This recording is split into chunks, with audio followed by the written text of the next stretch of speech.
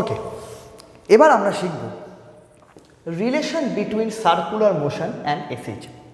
আমরা circular motion বা periodic মোশনের আইডিয়াও পেয়েছি, সিম্পল হারমোনিক মোশন নিয়ে আমরা বেসিক আইডিয়া এক্ষুনি আলোচনা করলাম। এবার আমরা দেখব খুব ইম্পর্টেন্ট পার্ট, যে এদের মধ্যে রিলেশন কী। এখান থেকে যে খুব বেশি প্রশ্ন তোমরা এক্সপেক্ট করবে যে কোনো বোর্ড বা জয়েন্ট এক্সামে, তেমনটা নয়, কিন্তু two draw a beautiful concept about SHM তোমাদের এই জিনিসটা জানা উচিত। এই জন্য আমি বলবো বারবার রিভাইন্ড করে হলেও এই জায়গাটা তোমরা প্লিজ ক্লিয়ার করবে। তো what is the relation between circular motion and simple harmonic motion? চলো, let us consider first a circular motion. মনে করা যাক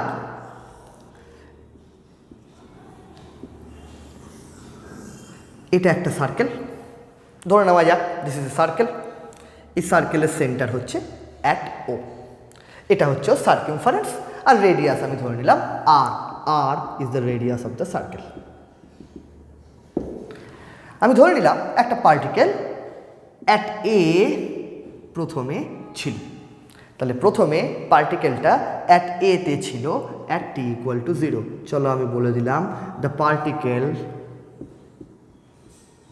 starts from A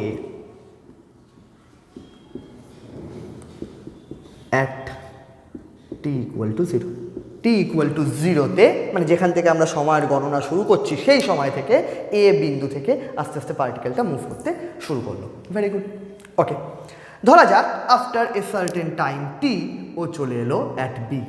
আমি ধরে নিলাম ও বিতে চলে এলো at T equal to T. After a certain time টি,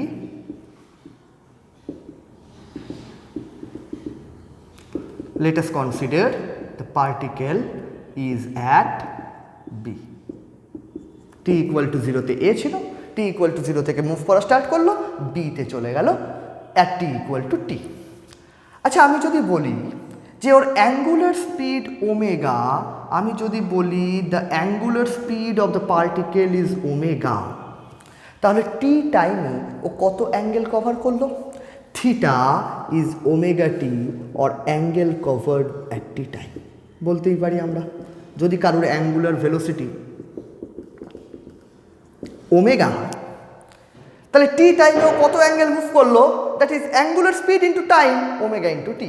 সুতরাং আমরা বলতেই পারি প্রথমে এ তে ছিল, তারপর বিতে গেল, তার মানে ওর যে অ্যাঙ্গুলার ডিসপ্লেসমেন্ট হলো that is theta, and this theta equal to nothing but omega t. Okay, so the particle is moving around the circle in an anti-clockwise sense. ঘড়ির কাঁটার বিপরীত দিকে পার্টিকেলটা বারবার ঘুরছে, আর ওর কৌণিক বেগ, অ্যাঙ্গুলার স্পিড, এর বাংলা হচ্ছে কৌণিক বেগ ওমেগা। তাহলে টি সময় ও ওমেগা ইন্টু টি অ্যাঙ্গেল কভার করবে। ওকে, এ তো গেল সার্কুলার মোশনের গল্প। প্রশ্ন হচ্ছে এর সঙ্গে সিম্পল হারমোনিক মোশনের কী রিলেশন? এর সাথে সিম্পল হারমোনিক মোশনের রিলেশন বুঝতে গেলে তোমাদের একটা টার্ম খুব মন দিয়ে শুনতে হবে বা বুঝতে হবে। The term is projection. তোমরা সবাই কম বেশি এই প্রজেকশন শব্দটা শুনেছ, বা প্রায় সিমিলার শব্দ প্রজেক্টর, এই শব্দটা তোমরা সবাই শুনেছো। প্রজেক্টরে তোমরা অনেক কিছু ভিডিও বা কোনো লেকচার সিরিজ বা কোনো পাওয়ার পয়েন্ট প্রেজেন্টেশন সব কিছুই তোমরা দেখেছো। তো এই প্রজেক্টর বা প্রজেকশন শব্দটার মানে কি? হোয়াট ডাজ ইট মিন? এর মানে হচ্ছে কিছুই না, কোনো একটা পর্দায় বা দেওয়ালে আমার ছায়া ফেলা। তুমি যদি বলো যে আমি এখানে দাঁড়িয়ে আছি, এই বোর্ডের যে প্লেন আমার ঠিক পিছনে তোমরা দেখতে পাচ্ছ, বোর্ডের প্লেন, এই বোর্ডের প্লেনে আমার ছায়া বা প্রজেকশন তোমাকে রাখতে হবে। তাহলে তুমি কি করবে? তুমি ঠিক এই বোর্ডের সঙ্গে পারপেন্ডিকুলারলি একটা লাইট আমার দিকে ফেলবে। যেই তুমি বোর্ডের সঙ্গে পারপেন্ডিকুলারলি একটা লাইট আমার দিকে ফেলবে, এখান থেকে আমার উপর লাইট পড়বে, আর আমার ছায়া এখানে তোমরা দেখতে পাবে। এই যে ছায়াটা দেওয়ালে আমার দেখতে পাবে, that is my projection on the board. তার মানে প্রজেকশন মানে কি? কিচ্ছু না। তোমাকে যদি এই পেনটার প্রজেকশন করতে বলে এই দেওয়ালে, তাহলে তুমি এর পারপেন্ডিকুলারলি একটা লাইট ফেলবে, এর যে ছায়াটা তুমি দেখতে পাবে দ্যাট ইজ ইটস প্রজেকশন। তোমাকে যদি বলে ডান দিকের বাঁ দিকের দেওয়ালে ছায়া ফেলতে, তাহলে তুমি এরকমভাবে পার্টিকেলকে ধরবে, তার সাথে পারপেন্ডিকুলারলি লাইট ফেলবে, ওখানে ছায়া পড়বে। সো প্রজেকশন মানে কিছুই না, পারপেন্ডিকুলারলি লাইট ফেলা। প্রজেকশন মানে তোমার ওপর লম্বভাবে পারপেন্ডিকুলারলি লাইট প্রজেক্ট করব, তাহলে তোমার যে ছায়া তৈরি হবে দ্যাট ইজ প্রজেকশন। আচ্ছা চলো তো আমরা এই পার্টিকেল যেটা ঘুরছে সার্কুলার মোশনে, এই পার্টিকেলটার একটু প্রজেকশন নিয়ে দেখি, চলো দেখা যাক। তো ফার্স্ট অফ অল আমি এই জায়গাটা মুছছি। ফার্স্ট অফ অল যদি আমি বলি projection of the particle at B, projection of the particle at B on x-axis। মন দিয়ে সবাই বুঝবে। আমি প্রথমে এখানে কি লিখলাম, projection of the particle at B on x-axis, মানে পার্টিকেলটা যখন বিতে আছে, পার্টিকেলটা যখন বিতে আছে, এই বিতে থাকা অবস্থায় ওর প্রজেকশন নেওয়া হলো। প্রজেকশন কার উপর নেওয়া হলো? ছায়া কার উপর নেওয়া হলো? এক্স অ্যাক্সিসের উপর নেওয়া হলো। আচ্ছা তোমরাই বলো, যদি এক্স অ্যাক্সিসের উপরে ছায়া নিতে হয়, যদি এক্স অ্যাক্সিসের উপরে ছায়া নিতে হয়, তাহলে লাইট ফেলতে হবে কোন ডিরেকশানে? About Y Axis. তার মানে আমরা সবাই এখানে একমত হলাম, projection of the particle at B on x axis যদি বলে, তার মানে তুমি ওয়াই বরাবর এর ওপর লাইট ফেলো। ওয়াই বরাবর যদি তুমি এর ওপর লাইট ফেলো, তুমি ওর ছায়া দেখতে পাবে at B1, yes or no? সুতরাং আমরা বলতে পারি projection of the particle at B on x axis is nothing but B1। একই যুক্তিতে আমি যদি তোমাদের বলি projection of the particle at B on y axis, যদি এবার ওয়াই অ্যাক্সিসের ওপর তোমাকে ছায়া ফেলতে বলি, তাহলে কোন দিকে লাইট ফেলবে? Along x Axis. এক্স অ্যাক্সিসের ওপর লাইট ফেলো, তাহলে আমি এখানে ছায়া পাবো B2। চলো ধরে নেওয়া যাক projection of the particle at B is nothing but B2। Okay, তাহলে এই যে পার্টিকেলটা এখানে মুভ করতে করতে এখন বিতে এলো, বিতে ওর ওপর আমি প্রজেকশন নিলাম, দুটো প্রজেকশন পেলাম, একটা এক্স অ্যাক্সিসের ওপর B1, একটা ওয়াই অ্যাক্সিসের ওপর B2। এইবার দেখা যাক খুব ইম্পর্টেন্ট কোশ্চেন, যখন পার্টিকেলটা সার্কুলার মোশনের জন্য একটা গোটা সার্কেল কভার করছে, তখন ওদের প্রজেকশন কিভাবে মুভ করছে চলো একটু দেখা যাক। ওকে, তো ফার্স্ট আমরা স্টাডি করছি মোশন অফ B1। সবাইকে আমি রিকোয়েস্ট করব, ফার্স্ট আমরা স্টাডি করছি motion of B1, not B2। তোমরা সবাই B2কে ভুলে যাও, B1 এর দিকে তাকাও, আমরা শুধু B1 এর মোশনকে স্টাডি করছি। চলো মোশন অফ B1 আমি লিখে দিলাম যাতে মনে থাকে।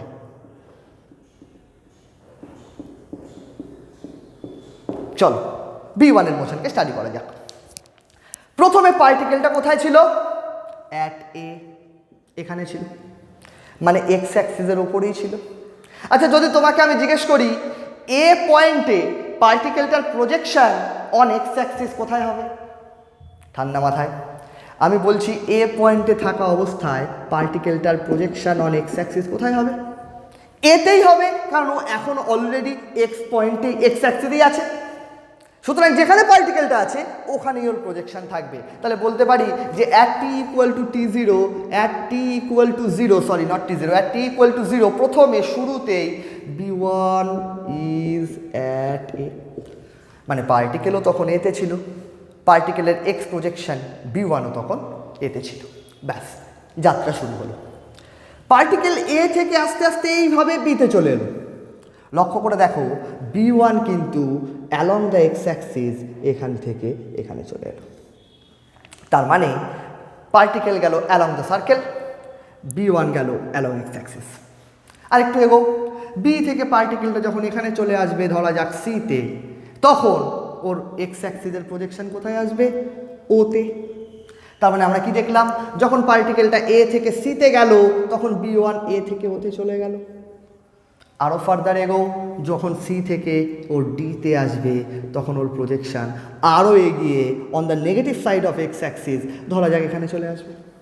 আরও এগো, আরও এগিয়ে যখন ফাইনালি আবারও বি পয়েন্টে আসবে, ধরা যাক এটা বি না, এটাকে পি ধরছি, পি পয়েন্টে আসবে, তখন ওর প্রজেকশান আবার পি পয়েন্টেই হবে।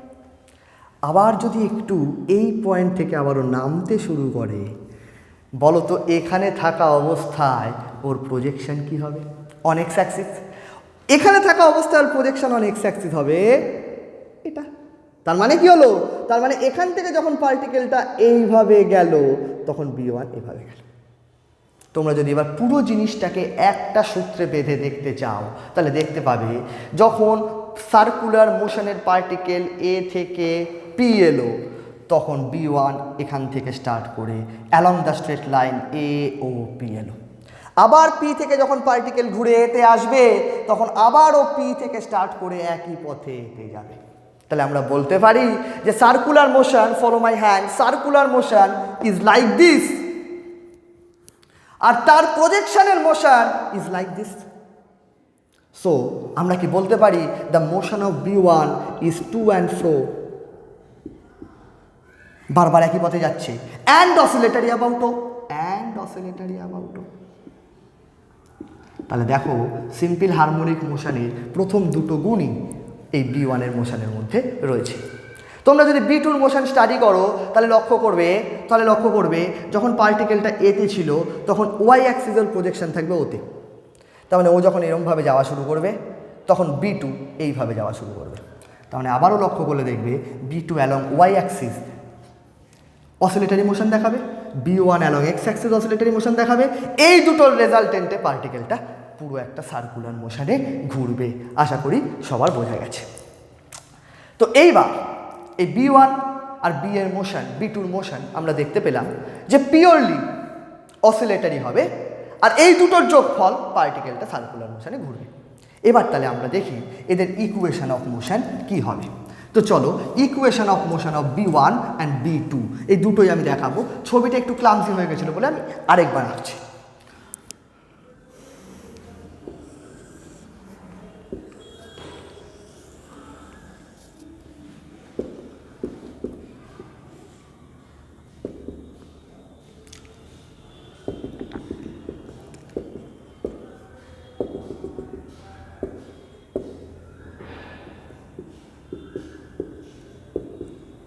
এই ছিল ছবি।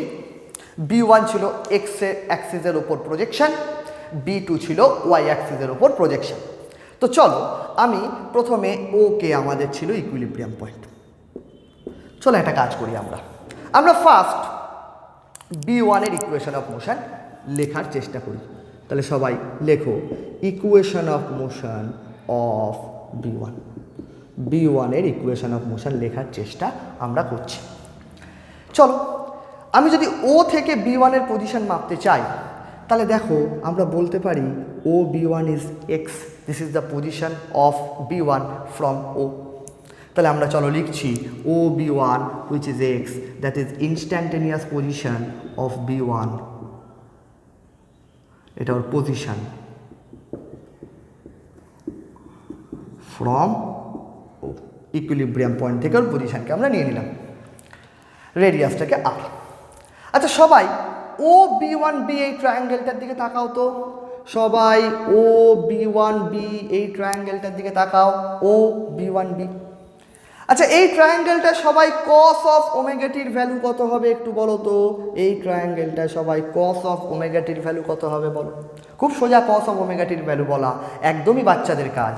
দেখো কস ওমেগাটি বা কস থিটা মানে বেস বাই হাইপোটেনিউস। এই অ্যাঙ্গেলটা যদি ওমেগাটি হয় তাহলে বেস হচ্ছে OB1, so this is OB1 by hypotenuse is always OB, hypotenuse is OB।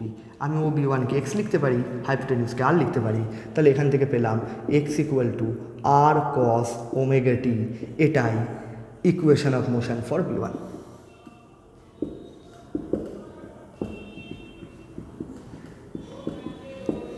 Clear? Next এর সঙ্গে জাস্ট একটা ট্রিগোনোমেট্রিক্যাল আইডেন্টিটিকে ইউজ করে আমরা B2 ইকুয়েশন অফ মোশন বার করতে পারি। লক্ষ্য করে দেখো এই অ্যাঙ্গেলটা যদি ওমেগাটি হয় এই অ্যাঙ্গেলটাও তাহলে ওমেগাটি হবে। আর ও থেকে B2 ডিসপ্লেসমেন্ট এইটাকে আমরা চলো অ্যালং ওয়াই অ্যাক্সিস বলে ওয়াই লিখলাম। তাহলে চলো এখান থেকে আমরা ডাইরেক্ট লিখতে পারি equation of motion of B2, sorry of B1, of B2, sorry of B2 কত হবে। এখানে দেখো এই অ্যাঙ্গেলটা ওমেগাটি, সুতরাং ওয়াইকে আনতে গেলে কস ওমেগাটি নিলে চলবে না, সাইন ওমেগাটি নিতে হবে। চলো সবাই তাহলে সাইন ওমেগাটি এখানে কত হবে লেখ। সাইন ওমেগাটি ইকুয়াল টু দেখতেই পাচ্ছ OB1 by OB, OB2 by OB, I am sorry, OB2 মানে ওয়াই, OB মানে R, so y equal to R sine omega t. তাহলে দেখো দুটো ইকুয়েশন x আর y এ b1 আর b2 এ প্রায় নিয়ারলি ইকুয়াল, একটা সাইন ওমেগা টি একটা কস ওমেগা টি, বাকিটা প্রায় সেম। ওকে, তাহলে দেখো আমরা equation of motion of b1 আর b2 দুটোই পেয়ে গেলাম। প্রশ্ন হচ্ছে এই যে দুটো মোশনের ইকুয়েশন আমরা দেখলাম, এরা কি সিম্পল হারমোনিক নাকি এরা জাস্ট অসিলেটরি, এটাও আমাদের বুঝতে হবে। চলো তো এটা সিম্পল হারমোনিক মোশন কিনা দেখা যাক। আমরা এইমাত্র b1 এর ইকুয়েশন যেটা পেলাম সেটা হচ্ছে x equal to r cos omega t. x হচ্ছে ডিসপ্লেসমেন্ট। তোমরাই বলো, তুমি কোনো একটা মোশনের ডিসপ্লেসমেন্টের সঙ্গে টাইমের রিলেশনটা জানো, ঠিক আছে? যদি মোশনটা সিম্পল হারমোনিক কি না এটা প্রুফ করতে হয়, তাহলে তোমাকে বলতে হবে acceleration equal to minus omega square x আসছে কিনা। যদি acceleration equal to minus omega square x আসে, তাহলে আমি বলতে পারবো যে yes this is a simple harmonic motion. তো আমাকে যেটা করতে হবে সেটা এই ডিসপ্লেসমেন্ট থেকে ওর অ্যাক্সিলারেশন বার করতে হবে। যদি বার করতে পারি, গল্প শেষ। আমরা সবাই জানি ডিসপ্লেসমেন্ট থেকে অ্যাক্সিলারেশন বার করতে গেলে ডাবল ডেরিভেটিভ করতে হয় উইথ রেসপেক্ট টু টাইম। টাইমের রেসপেক্টে দুবার ডেরিভেটিভ করতে হয়। প্রথমবার ডেরিভেটিভ করলে ভেলোসিটি পাওয়া যায়, দ্বিতীয়বার ডেরিভেটিভ করলে অ্যাক্সিলারেশন পাওয়া যায়। চলো আমরা সেটা করি। So x equal to R cos omega t. আমি যদি ফার্স্ট ভেলোসিটি বার করতে চাই হুইচ ইজ dx dt, তাহলে তোমরা সবাই বুঝতে পারছো আমাকে ddt of R cos omega t করতে হবে। R is the radius, it is constant, R বাইরে চলে গেল কস ওমেগা টির derivative minus sine omega t into omega. So velocity পেলাম minus omega R sine omega t. এটাকেও তোমরা box করে রাখতে পারো, মাঝে মাঝে কোনো কোনো প্রবলেমে এটা আমাদের প্রয়োজন হতে পারে। ভেলোসিটি পেয়ে গেছি, এখান থেকে অ্যাক্সিলারেশন বার করতে গেলে আরেকবার ডেরিভেটিভ করব। So a equal to dv dt বা দুবার ডেরিভেটিভ অফ এক্স, যেটা কিছু লিখতে পারো, equal to d d t of minus omega R sine omega t. এটাকে যদি আমরা ডেরিভেটিভ করি মাইনাস ওমেগা স্কোয়ার হয়ে যাবে, কারণ এখান থেকে একটা ওমেগা বেরোবে, আর কস ওমেগা টি। অ্যাক্সিলারেশন এলো minus omega square R cos omega টি। সবাই ফার্স্ট ইকুয়েশনটার দিকে তাকাও। এক্স ইকুয়াল টু বলেছিলাম আর কস ওমেগা টি। সারপ্রাইজিংলি সবাই নজর করো, অ্যাক্সিলারেশনের জায়গাতেও আর কস ওমেগা টি এখানে চলে এসছে।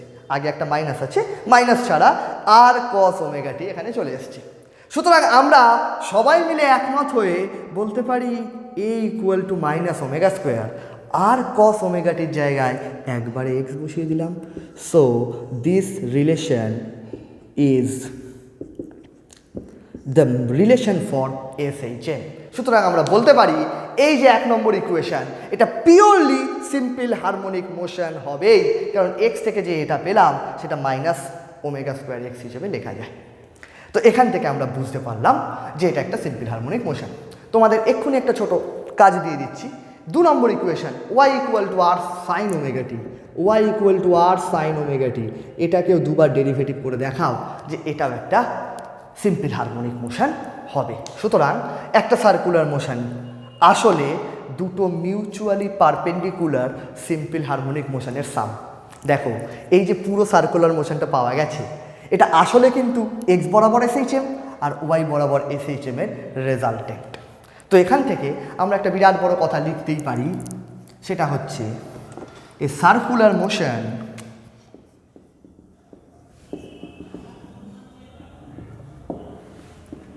is the resultant of two mutually perpendicular